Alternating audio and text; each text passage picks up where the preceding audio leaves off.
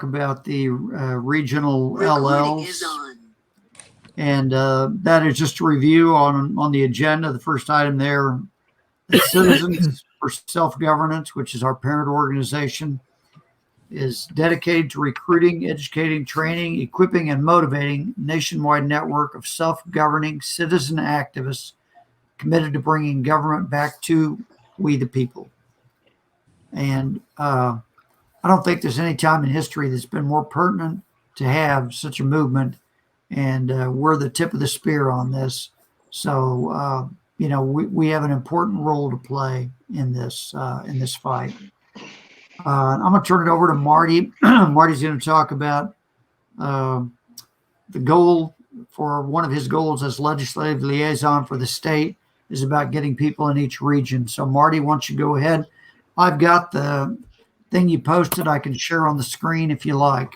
Okay, yeah. If you could pull that up and people can take a look at it as I walk through it. But I'm not going to read it to you guys. But I wanted to give you a sense of what this is about. So, the thought is, just as has been mentioned, that we want to get a pulse from each region on what's going on, from anywhere from local issues to what's happening and what's the insight coming from the local reps in each region, and then we want to pool those and get a better sense from a proactive standpoint about what seems to be the hot button, so that we can in fact not only fill out the LMS and let everybody know that we're reaching out to people and this is what we're hearing and seeing, and it helps national formulate position on things, but it'll help us formulate our position on things. And personally, my position in this legislative role is to, we've passed the petition, but I think we all as Indiana citizens need to look at making Indiana as equipped as it can be for the convention. Okay. And so we got a long way to go. Term limits, nobody wants to talk about it, but 85% of the public wants to see term limits. And right now, unfortunately, only our governor is term limited. I think that can be carried all the way down, if we push hard enough to every elected official. But bottom line is that I put this together because I talked with Paul, and like Gary said, last year was the first year that we, kind of got involved and actually sponsored a few bills. I personally was sponsoring the constitutional carry bill that died for political reasons only. It had tremendous support, went through the House with a vast majority, and then in the last 3 weeks or so, had like 17 senators sign on the bill, but it died. Never saw light in the Senate side. So they do say that they're going to bring that up again, but it depends. That should be easy. It should be easy, but to get them think about more than one thing is awful hard sometime. And so. But what I asked Paul, and I said, I didn't know if he thought about this or not, and it turned out he said no, he thought this was a good idea. But I said, I'd like to see this group expand, and with the redistricting that Gary's been going through with Dale and everybody else, to expand us to 14 regions. Now we don't have region captains and we don't have district captains even fully in all these regions, but I'd like to have you guys roll this out to interested parties to ultimately develop a legislative liaison member in each region for exactly what you talked about, Mike, to get the pulse of what's going on now. The obvious question is, well, isn't this what the district captains are kind of doing, as keeping in touch with their legislators? Well, yeah, but we don't have district captains in every district. And secondly, this person could be a great backup, even when district captains get busy on other things, And so I see this position as just being a member of the legislative liaison team within the state, bringing information, helping fill things out, and keeping in touch, helping continue to build the relationship, helping the district captains reach out to our grassroots supporters. The more of those people we can get involved, and maybe this starts to shake loose, more district captain opportunities for some of those people once they get involved. But I know I'm involved with 3 or 4 district captains around here, and they're having a real hard time getting grassroots people to come to meetings, um, keeping in touch with grassroots people. We got a lot of people signed the petition, but we can't get them to show up. And so the big part of this will be to help orchestrate maybe some town meetings to get the legislators there. Work with the district captains and the regional captains to build the relationships, have a group of 2 or 3 people to go and meet with these guys. And then, like you've probably seen on the training, it's hard to get a meeting with these legislators unless you're in the district. So having at least the district captain, if not a handful of grassroots people in that region, this person can help set that up and find those people and set those meetings up.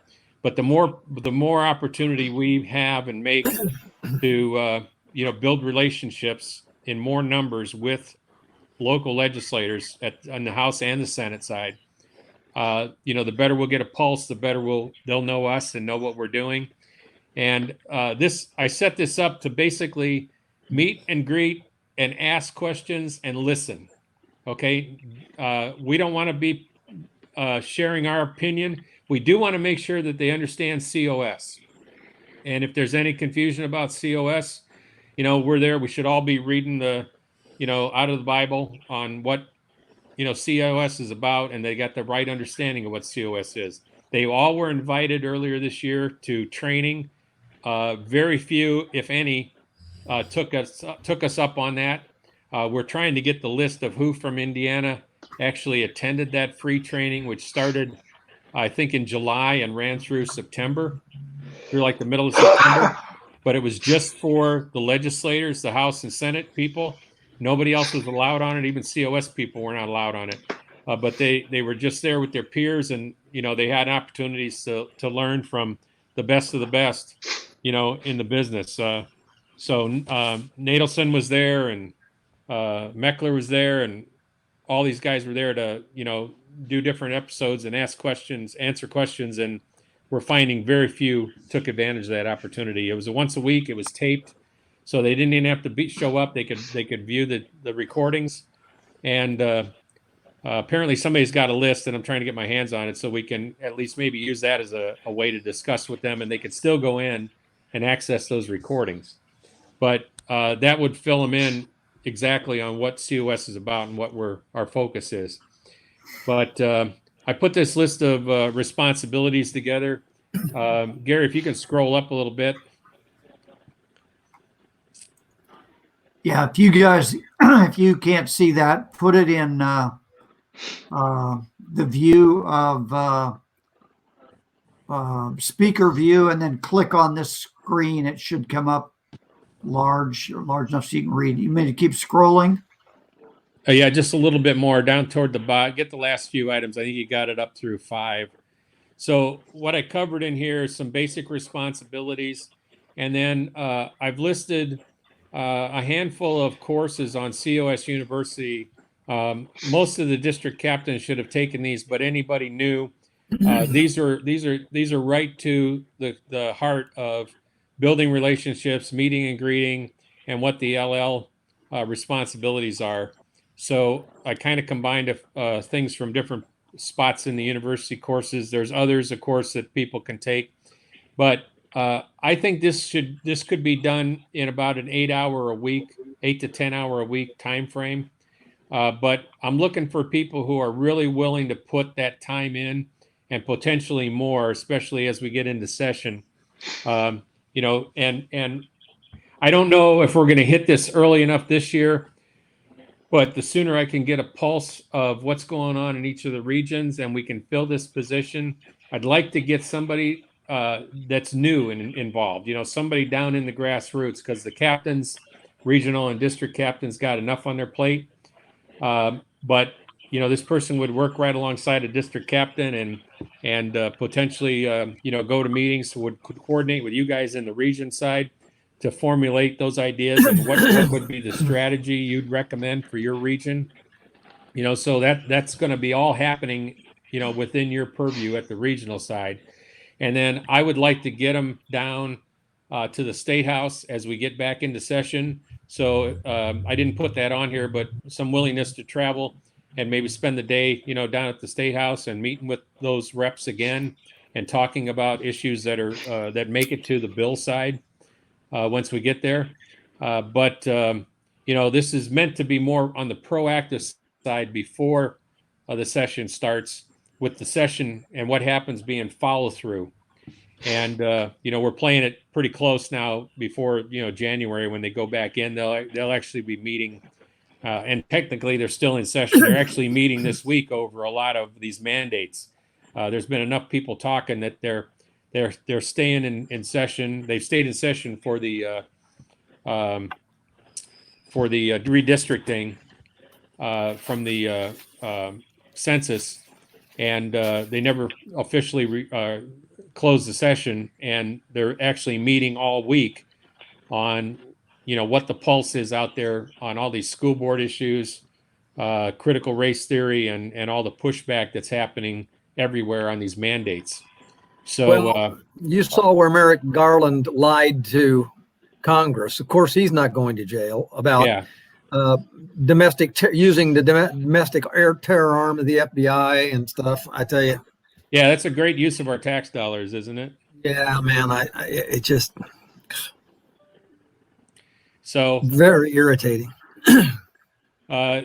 If you guys would be so kind as to look at this, get it out to your district captains, and I'd really like to see a couple of people step forward that might be interested in this within a given region that I can talk with, and you can talk with, and give me your thoughts on who you think would be, the best of the best. But let's try to get a couple of options to consider, and then we'll get somebody hopefully in this within the next 2, 3, 4 weeks at the outside.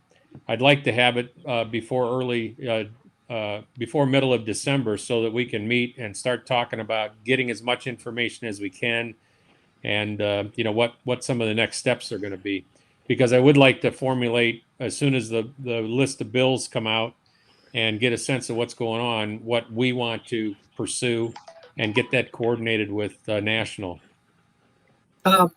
Can you where will this be available, this page? Gary's got it, and he'll just get it out to all you guys. Yeah, I'll email it to everybody. Hey, yeah, Marty, good.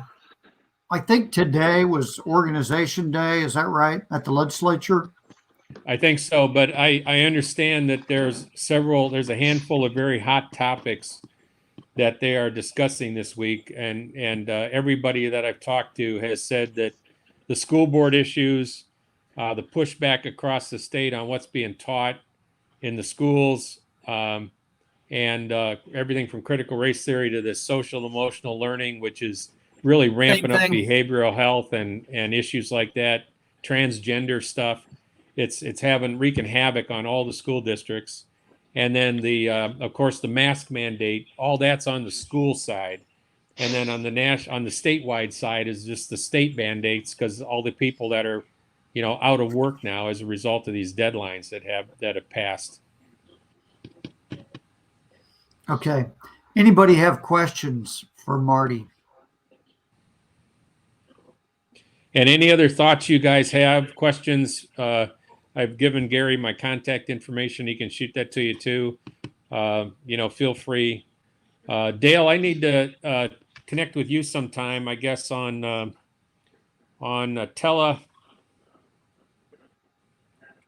what is it? Something, Dale. Telepatriot? Telepatriot, yeah. Dale said that you're in charge of that.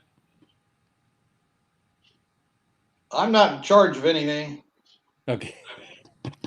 I've been participating, but okay. I've never heard that I've been in charge of anything unless that's a new development.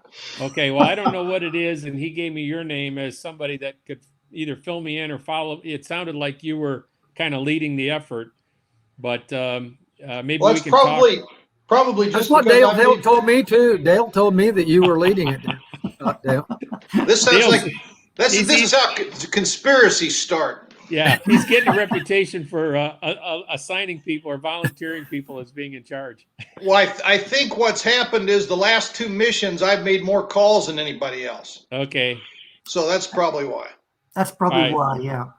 Actually, Well- Marty, I think Paul ran the was the administrator of our Telepatriot stuff in the past. So you might get that mantle as well. I don't know. What's his last name again, Gary? Paul Phillips. He was the guy who ran the Telepatriot administrative side before, signing people and stuff.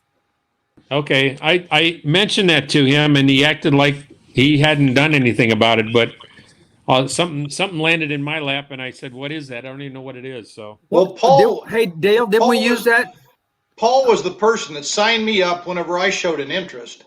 Yeah. So, okay, I'll reach back with him then. What Yeah, did they 'cause- use that for, Dale? Was it for the Virginia calling and stuff? yeah, Virginia and North Carolina before that.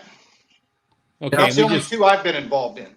Yeah, we we just- need to do that. Yeah. We need to get the 34 done this year. yeah. We need that. And I Okay. assume that came through national to get those calls set up and those emails. Right. They do that. Yeah. National establishes the mission, although the thing is, we can establish missions that are Indiana specific for calls we want to make within Indiana. And we just have to make sure we've got the approval of national, that it's something that is, approved use.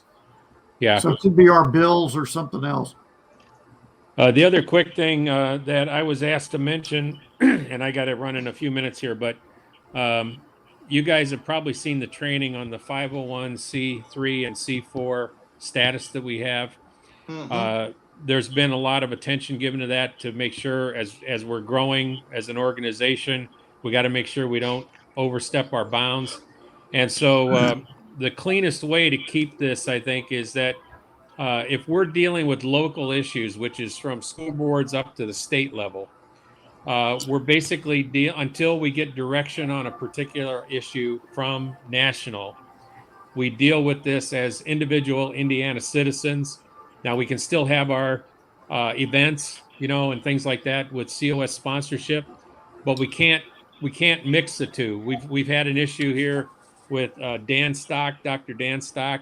He was out, talking about the COVID and the mandates with his COS button on, and COS wasn't, completely sanctioning that, and so that starts to, get in that gray area. So, have the events and do the things that we've been doing for COS, but anybody going to school board meetings, going to city council meetings, doing things like that, ask as an Indiana citizen, deal with it as an Indiana, because we can do anything we want that way until we get direction on bills and things. Then we're back in COS mode. And that seems to be a general, but easy way to keep track of it. So, that makes sense to you guys? Yeah.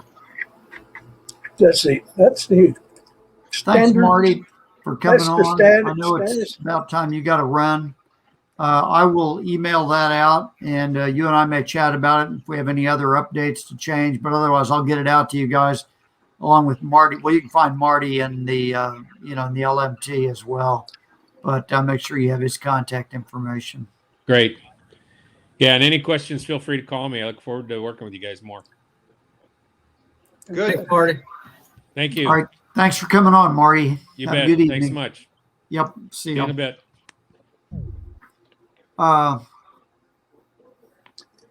So, Gary, do I need to check and find out if I've got another job? Well, you might. You know how you Dale might wanna is. check. It's I might have been at some meeting you didn't attend, and they voted you in without your knowledge. I don't Did know. you miss a meeting lately or what? Good question. So, looking at our meeting agenda, there are a couple other things I just wanted to chat about. If you get petitions and put them on a spreadsheet in the future, when we send that to national, we need to also create a help ticket telling them we're sending them a spreadsheet. So that it comes through the regular help desk route. We had some that got sent in and they kind of got lost in the shuffle. And so that's what we found out. We want to start doing that. Although what I would really encourage you to do is set a goal to try to enter all the petitions at your events or shortly after your events. If you have an event and you can get people to take their phone out and then have them, while they're standing there, actually put in the stuff for the petition, that's the ideal way, because then you know you've got it and that they have actually done it. I guess one of the tendencies of people is to come up and like scan the barcode or whatever and say, oh, I'll fill it out later. But human nature being what it is, the important thing is to try to get them to go ahead and complete that when they're standing there talking to you. If not, if you get a paper petition, you can go into the petition spreadsheet that you can find in the Leaders Roundup call. There's a link there. You can enter the data directly there, probably as quickly as you can put it in a spreadsheet. You can go ahead and do that. And whoever actually enters those, if they do it through that link, I think will be the person that gets credit for them. Anyway, if you are going to send in the spreadsheet, make sure you create a help desk ticket. If you don't know how to do that, let me know. I'll help you walk through that process. So the other thing I really want to talk about tonight is we talked last week about the banners, and I'd like to find out who, if anybody knows you've got a banner or in your region or somebody else in your region has got one. Would like to try to track down. Mike, do you have one down there? Yep, I got one. Okay. So you can hang on to that, plan to keep that for your region. No. I've got to send it back. It's really Tom's. Oh, you got Tom. No. It's COS's banner. It's just the one that I let him borrow back in the summertime, I think. Well, I can give that back to you. I was going to get one, but I can't find the banner that looks like that on the store. I noticed that. I don't think they have that banner in the store anymore, but they do have one that's the same size. I'm trying to find out if it's got grommets or not, but it's only it like comes with grommets. $30. It's got grommets. I saw that. Okay. So what I may do is just go ahead and order like 10 of those and get them out to you guys. I know that we should have at least a half a dozen of them still around. We just don't know where they are. I know Vicky has one in her region. I think Larry has one. And Thomas, when he mails that back, you'll have one, or if you want him to hang on to it, and I'll send you a new one. The thing is, the new banners they're a little different. So white, yeah, they don't look as good, but you don't think? No, I like the blue one better. But well, let me see. Let me pull up one of them.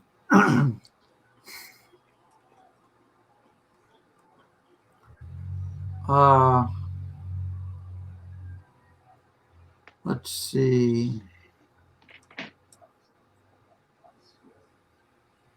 I think I can. Yeah, here we go. See how fast this can get done. Banners.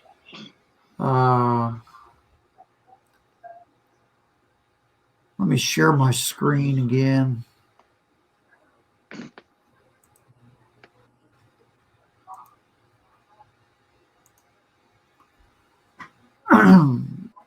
So I don't know if you can see these two.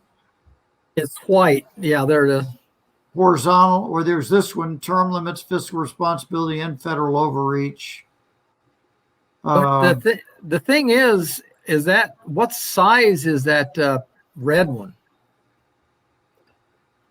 I think it is, whoops, I don't want to do that. I want to open it.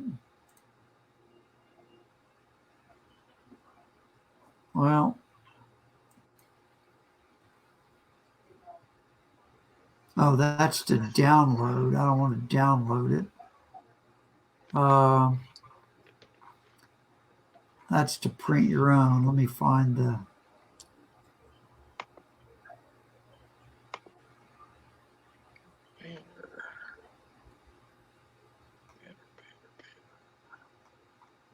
Can we get a custom sign like Let's Go Brandon or something? You can do that. That's not one I would recommend we put up at at our events, but Now send that up to national. yeah, send that up to national and see what the response is. Yeah. Okay, here we go. This will be a little slow because we're streaming our call.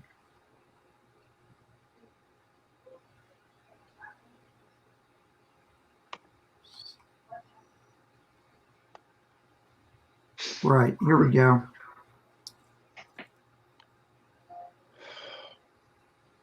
Hopefully these will get loaded up in a minute. You can see there's a COS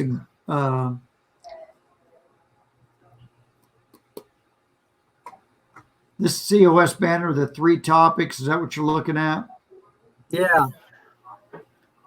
So I'm figuring we can get away with one that's an indoor banner. And that is essentially 72 by 30, 71 and 71.5 by 30 inches. So that's the size of the other ones. But I didn't see it. I tried to make an inquiry if that would have grommets or not. But man, $28. I guess that it's paper, isn't it? No, they're vinyl. It's an They are, indoor really? vinyl. Yeah. But at that price, I don't know if it has grommets. That's what I'm worried about a little bit. Yeah. Because if they don't have grommets, then you got to figure out, put clips on it. You can or put them something. in. Yeah. But it's just that the time involved in that, if we can just order them with the grommets, we'd be much better off. Let me make some more inquiry about that. Because I think if I get 10 of them, the price gets down to about $21 a piece or something. Oh, really? And, yeah. So those other ones that we have now, like you've got, Thomas, I think those were like 80 or $90 a piece. Incoming call from 734-255-0694. I don't know who that is. They were Gary? Now connected to Cosmos. Those, Who is that? I don't know. Mute your mic if you think it might be you. well, that's probably me because Alexa handles my incoming phone calls. Oh, okay. Oh, Gary, that banner was $175. The other one? You're talking about. Yeah. Yeah, they were quite expensive, those other ones. Hey, that one, so that red colored one, is it the same size as the white one? That's just a regular COS banner? I think so, yeah. The other thing I wanted to chat about tonight was I'll keep looking into the banners, but Dale had a question about the calendar. Anybody, tell me what your question was, Dale. Well, I made a calendar entry for our monthly breakfast meeting, and then we decided to change location, and I could not go. It wouldn't let me edit it. It said it was read only.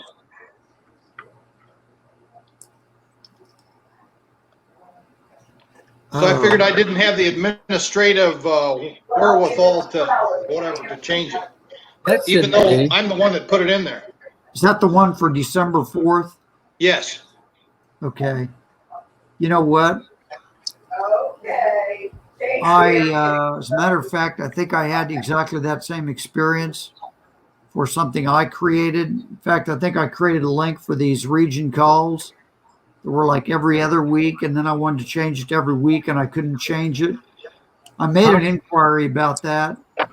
I will I'll try to follow that up because like I can't edit this either. Yeah, it's like it's read only once it's entered. Let me think. I think that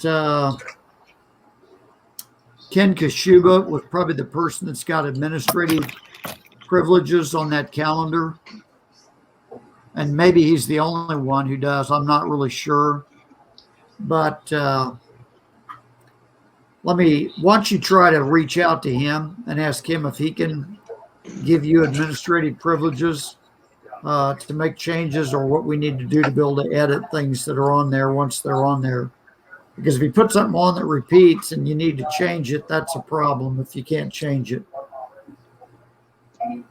Yeah.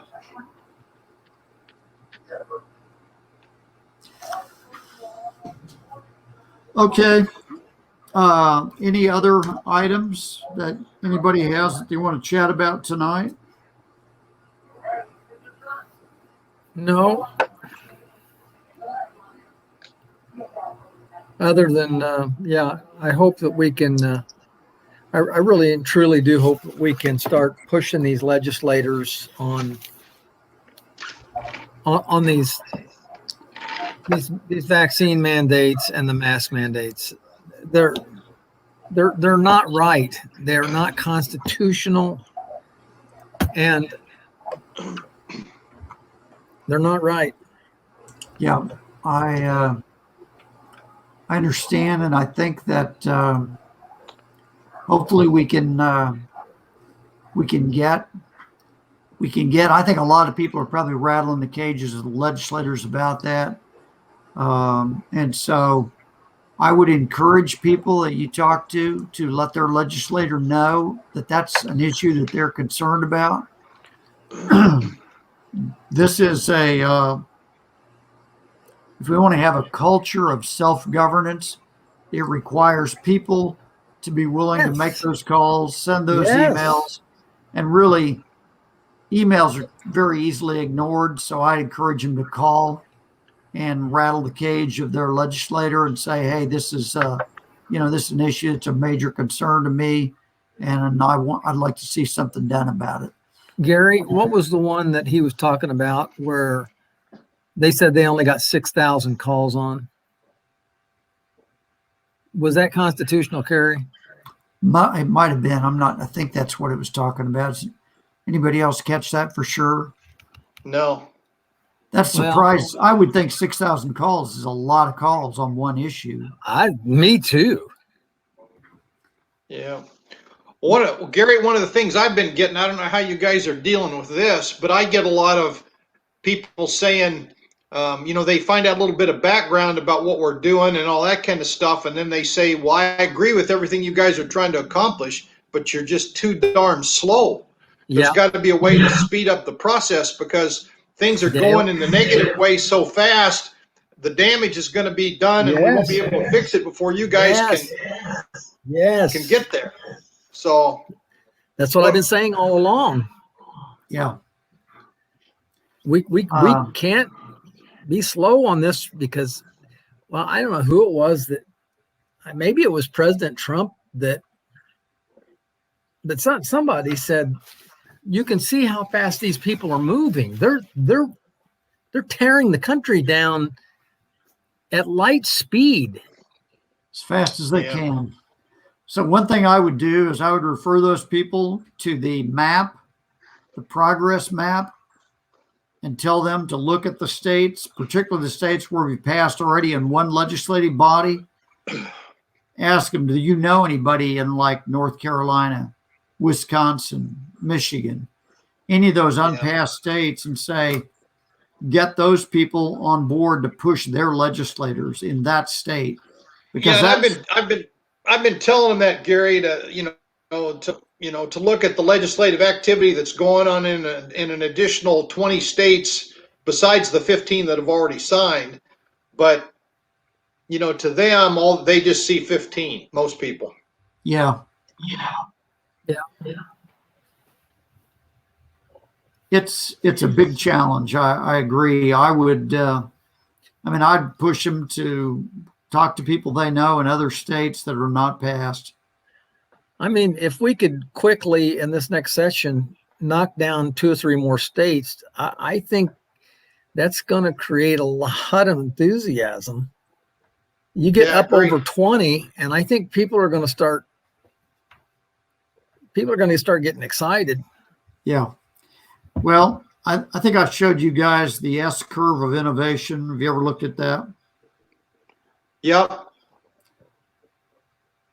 And so when we get to that roughly 10%, some people think it's 10% of the population. I think it's 10% of the people who are politically active. If you get 10% of those people, we're going to hit that tipping point where all of a sudden it's going to go really fast.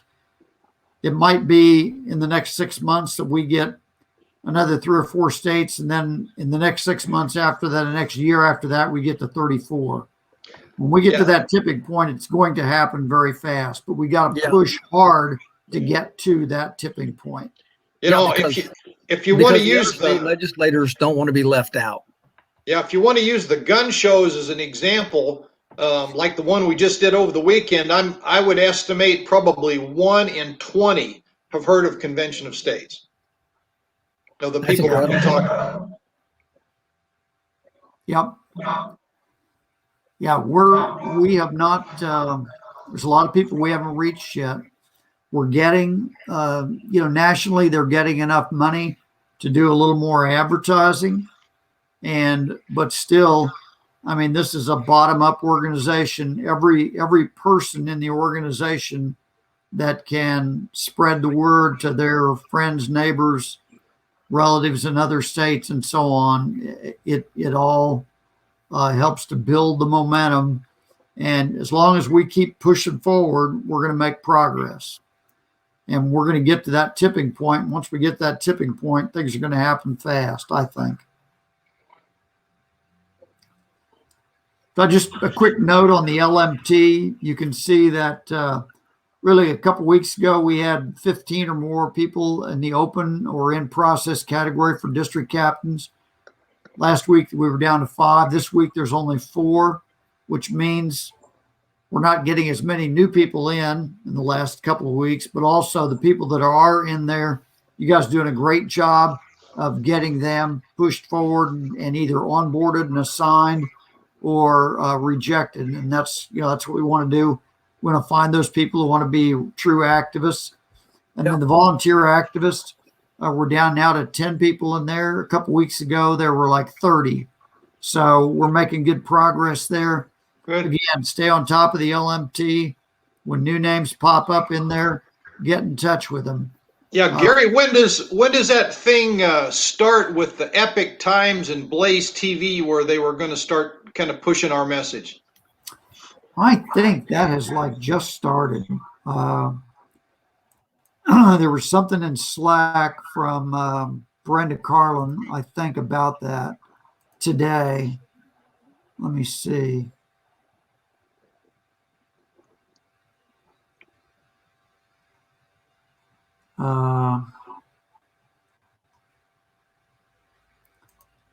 Look at the other one here.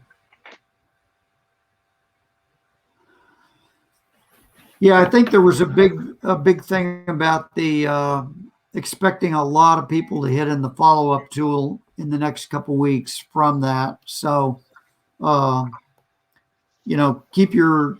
your district captains to be looking at that follow-up tool. Anybody that signs the petition, they can reach out to, and particularly anybody that checked the volunteer box.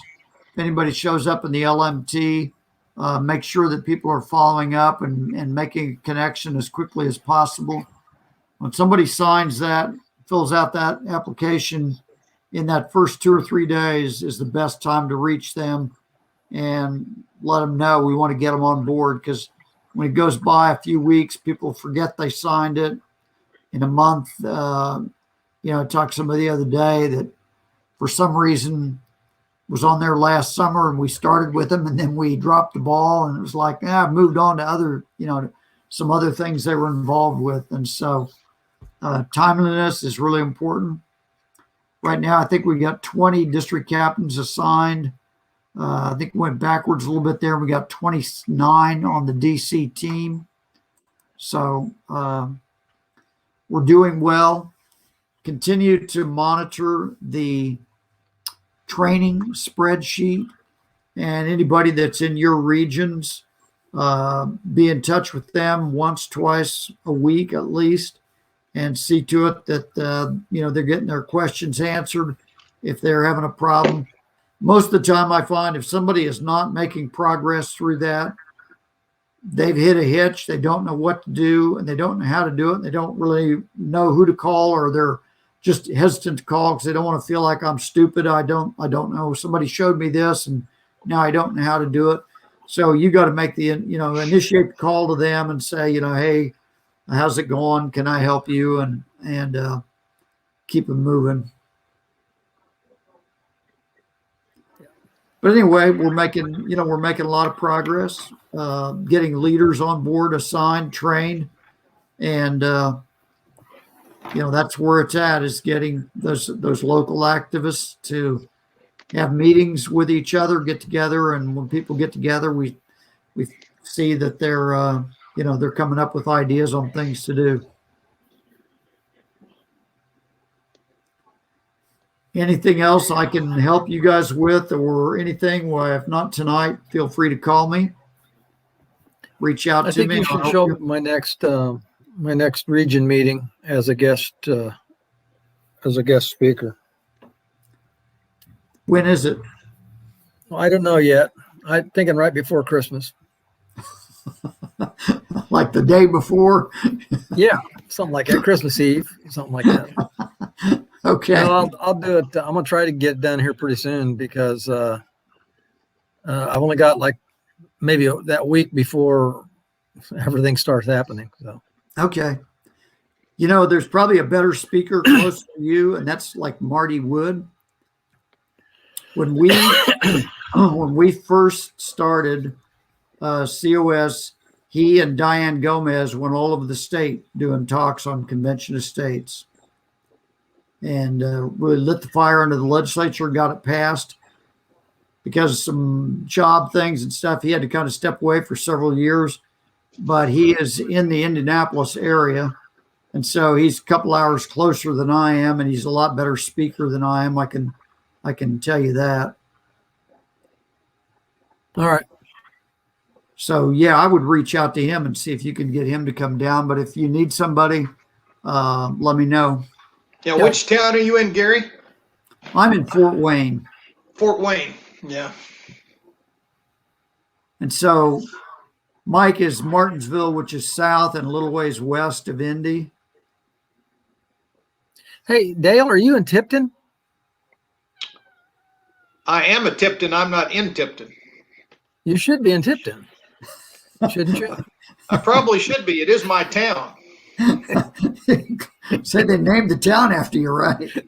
That's right. Yeah. However, I They haven't kicked you got out, a royalty check for the use of the name yet either. Well, Mike stole part of my name. I'm telling you, I had to get a royalty check for that, don't you think?